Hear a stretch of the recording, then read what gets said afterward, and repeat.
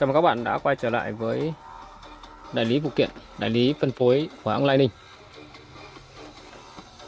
Đây là bộ combo mà hôm nay đại lý phụ kiện muốn chào đến các bạn. Sản phẩm từ đầu tiên là phím cơ AD9000, có giá bán lẻ là 850.000.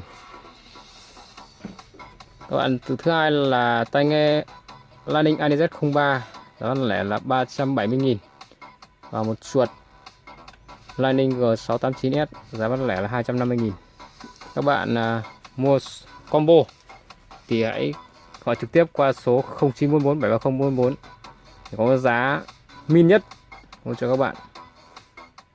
Dòng phím AD9000 nói qua các bạn, đấy là sử dụng suy quang học. Các bo mạch được triệt để hóa 3 lớp, chống nước, chống sting, chống không bị oxy hóa, không bị ăn mòn.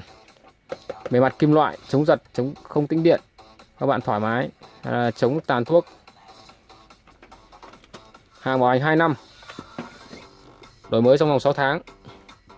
Tiếp theo đó là chuột G689S. Các bạn nhìn đây có thể thấy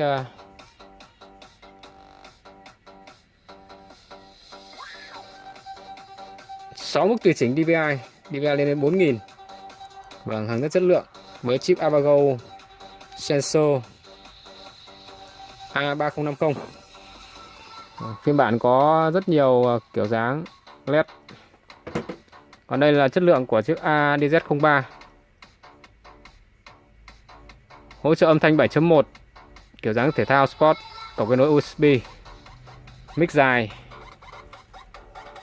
cực bắt, cực nhạy, tai đo, tai ốp to, dày, cực kỳ thoải mái. Hàng bảo hành 1 năm.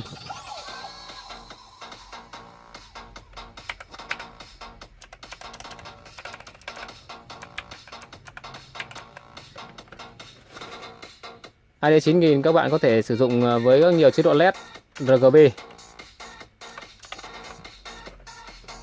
Hãy đặt hàng qua hotline 0944 730 444. Xin cảm ơn. Hẹn gặp lại các bạn ở những video tiếp theo.